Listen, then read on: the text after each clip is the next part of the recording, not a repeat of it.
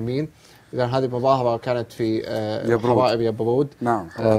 أنت من يبرود يعني لازم نخاوز معك إذا صح. أكيد. معنا اتصال من أبو باكان من السعودية. السلام عليكم. وعليكم السلام ورحمة الله وبركاته. مساكم الله بالخير جميعا. مساك بالنور، يا أهلا وسهلا، حياك الله أخوي. حيا الله ضيوفك ويحييك. الله يحييك، يا أهلا وسهلا، تفضل. أول شيء نترحم على الشهداء وأدعي الله لهم المغفرة. اللهم آمين. ثاني حاجة بالنسبة يا أخوي الجيش والله فيه رجال وفيه شجعان، ولكن يبغى لهم وقت. لهم 40 سنة ويبقى لك الخوف لا زال على قلوبهم، ولكن لا تأمل فيهم خير إن شاء الله بشيء الله. والله نحن ندعي لكم قسما بالله ليلا ونهارا. بارك الله فيكم. عسى الله يكون معكم، بيض الله وجهكم. الله يبارك، بيض الله وجهك اخوي ابو باكر. حفظكم الله جميعا. شكرا لك، شكرا لك. استاذ عبد الله، الان جامعه عربيه واصدرنا قرار كما يقال، ومظاهرات وخرجنا مظاهرات وتعليق عضويه وعلقنا عضويه. المرحله المقبله الان سواء من الجامعه او من النظام، يعني الا يمكن ان النظام الان وصل الى مرحله علي وعلى اعدائي؟ يعني الا يمكن انه يزداد البطش الان في الايام القادمه؟ هذا المتوقع. هذا المتوقع منه. ولا ننسى أن القرارات الجامعة العربية الأخيرة نعم تزيد من حمل المجلس الانتقالي السوري، بحيث يكون على أهب الاستعداد نعم والمطالبة الدولية لحماية هذا الشعب الذي في الداخل. نبيل العربي صرح أن هناك آلية لحماية الشعب السوري، يجب أن تكون هذه الحماية فورية، فلا نستبعد أن يزداد البطش. نعم. ويزداد أخي الكريم صهيب، هناك من يقول في بعض المناطق السورية وبخاصة حمص، يقول الحزم هم من أزلام النظام، الحزم في حمص. تشاطرها الهيئة التنسيقية الوطنية نعم بأن تتفوه بعبارات وتصدر قرارات هي ضد الشعب السوري من حماية دولية ومن وقف آلة القتل العسكرية السورية. نعم. عندما يقبلون بالمبادرة العربية يسمونها مبادرة، وعندما رفضوا الانصياع للقرارات للجامعة العربية سموها مؤامرة. نعم. خروج الأسد بشار نعم وأنه سوف تحدث زلازل وبراكين في حال أن أحد تقدم أو أحد تأخر أو أحد تفوه أو بأي حراك. تهديد يعني بشكل التهديد أي نعم. ينقذ الشعب السوري، فأن هناك زلازل وبراكين وكذا يشاطره في هذا التهديد حسن نصر الله. نعم. حسن نصر الله يقول أن إذا هناك معركة سوف تحدث في سوريا أو إيران، هذه المعركة سوف تتدحرج على المناطق المجاورة. نعم. حسن نصر الله في كل الحراك العربي يقول أن هذا الحراك الشعبي جائز إلا في سوريا والبحرين. نعم. البحرين يرفعون هتافات ويرفعون لافتات مجوسية إيرانية صفوية يريدونها الجمهورية الإسلامية البحرينية. نعم. بمواصفات إيرانية. نعم. طيب. تفضل. أنا بس في نقطة أخيرة. نعم تفضل. في يجب أن يشكر بعض الأشخاص وبعض الدول لمواقفها. طيب لعلنا نترك الشكر في الكلمة الختامية بإذن الله. لأن معنا اتصال ثم نعود لكم ضيوف الكرام بكلمة ختامية. الأخ محمد الباشا، السلام عليكم. السلام عليكم. السلام ورحمة الله وبركاته، حياك الله أخوي محمد. مساك بالخير وعليكم. الله يسعد أيامك، تفضل. وفي عندك مشكلة في الاتصال، أرجو أنك تغير مكانك أخوي محمد. أخوي محمد. أخو صهيب. طيب. أخو صهيب اقطع طيب أخي محمد، شكرا لك، شكرا. يبدو أن هناك مشكلة في الاتصال. طيب يعني أستاذ أمير تبقى لنا 5 دقائق أو 4 دقائق كما يبلغني الإخوان. طيب معنا اتصال، ناخذ الاتصال ثم نعود. أبو عبد الله، السلام عليكم. السلام ورحمة الله. حياك الله أخوي أبو عبد الله، تفضل. من على الهواء أنا؟ نعم أنت على الهواء، تفضل أخوي أبو عبد الله. يعطيك العافية. الله يحييك. أستاذي الكريم، أنا يعني أود أن أتكلم عن تقريبا الوضع السوري في يعني ما قبل الأحداث. دائما يعني في كل ما تسالفة عن النظام أو كذا، يقول دائما تجد أن الشباب بعضهم اسكت فلا تتكلم، يعني تلقى أنه يسمعك أحد أو كذا. فالرعب والخوف اللي قائم كان قوي جدا. أحد المصادر اللي وصلتني يعني نعم. السائر الفرد حينما تكلم في صلاة الجمعة 40 امرأة رفعت تقرير للمخابرات.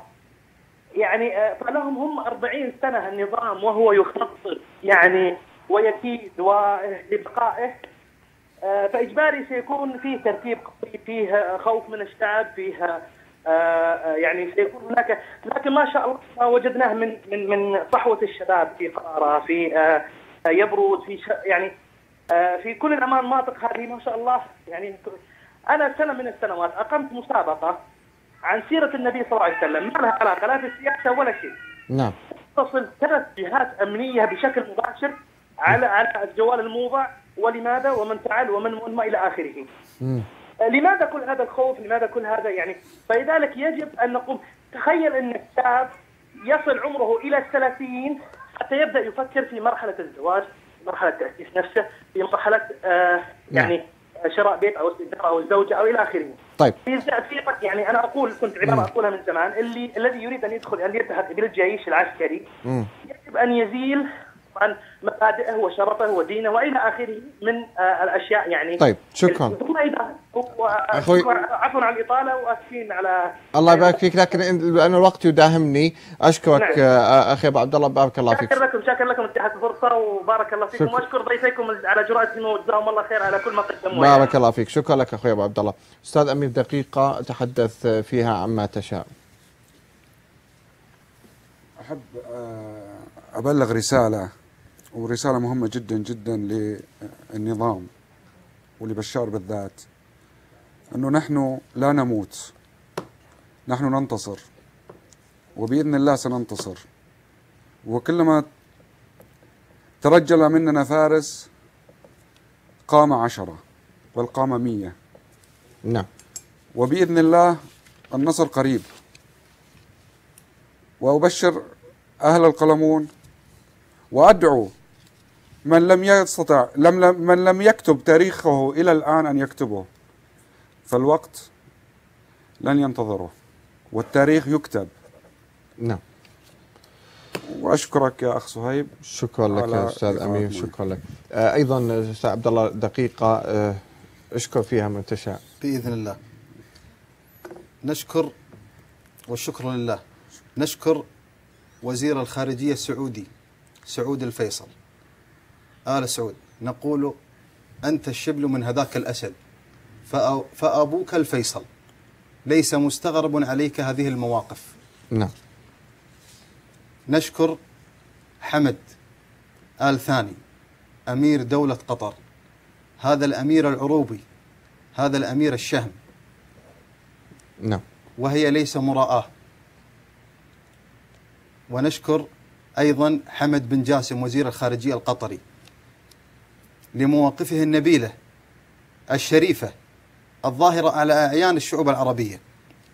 نشكر النواب الكويتيون، نواب مجلس الأمة، الذين وقفوا في صف الشارع السوري، ومنهم وعلى رأسهم النائب علي الدقباسي رئيس البرلمان العربي. نعم. نقف له مشكورين، والنائب الدكتور وليد الطبطبائي، والنائب جمعان الحربش،